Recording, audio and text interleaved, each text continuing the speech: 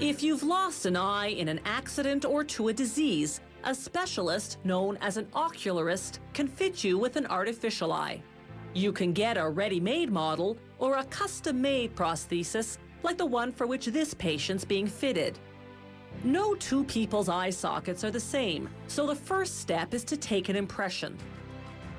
After inserting the impression tray, they inject a material called alginate, filling the entire socket cavity.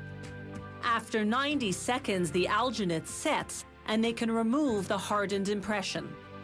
They place the impression in a mold and pour in a type of plaster. When the plaster has hardened, they remove the impression tray and then the impression itself. What's left in the mold is a plaster replica of the socket. Now they put a wad of acrylic plastic dough into the mold, lock the mold into a press, and submerge it in a high-pressure curing unit for 25 minutes.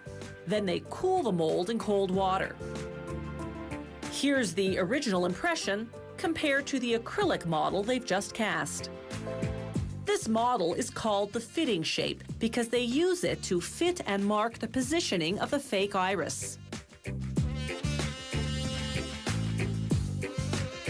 They accentuate the markings, then attach a peg with a drop of wax. The peg indicates the natural angle of the iris when the patient is looking forward. Next, they add wax around the perimeter to enlarge the fitting shape. This excess will give the ocularist some play afterwards for the final sizing. Now they take this marked and enlarged fitting shape and make a plaster mold. They'll later use that mold to cast the actual artificial eye. But first, they have to make the iris. They take a curved black acrylic disc and paint it as realistically as possible with high-quality artist's oils. The patient has to be present so they can match the real eye. Next, they glue an acrylic cornea with an appropriate size pupil onto the painted iris. At this point, the artificial iris is 13 millimeters in diameter.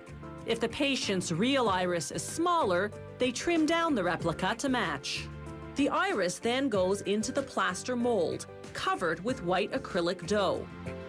After the same high-pressure curing process as before, out comes the artificial eye, covered with excess white acrylic. They trim off that excess and the peg using a grinding tool and a cutter. This refines the shape and exposes the iris buried underneath. They smooth the surface against a grinding stone and verify the measurements. Then, using hard coloring pencils, they add finishing touches to the iris and draw blood vessels. They label the eye with the patient's initials, then apply an acrylic coating to seal the pencil marks.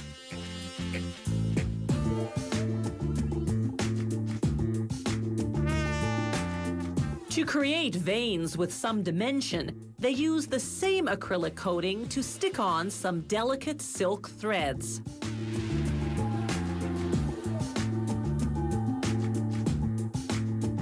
Once they're satisfied the artificial eye is a perfect match, they seal the artwork with another acrylic coating. Once that cures, they polish the eye to a shine with a cotton wheel. The shapes and colors of artificial eyes are endless because patients' eye sockets and irises greatly vary, as do their scleras, the white of the eye. This artificial eye, or ocular prosthesis, is ready.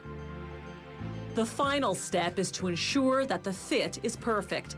The patient's ocular muscles attach to the implant, enabling his artificial eye to move in unison with his real eye.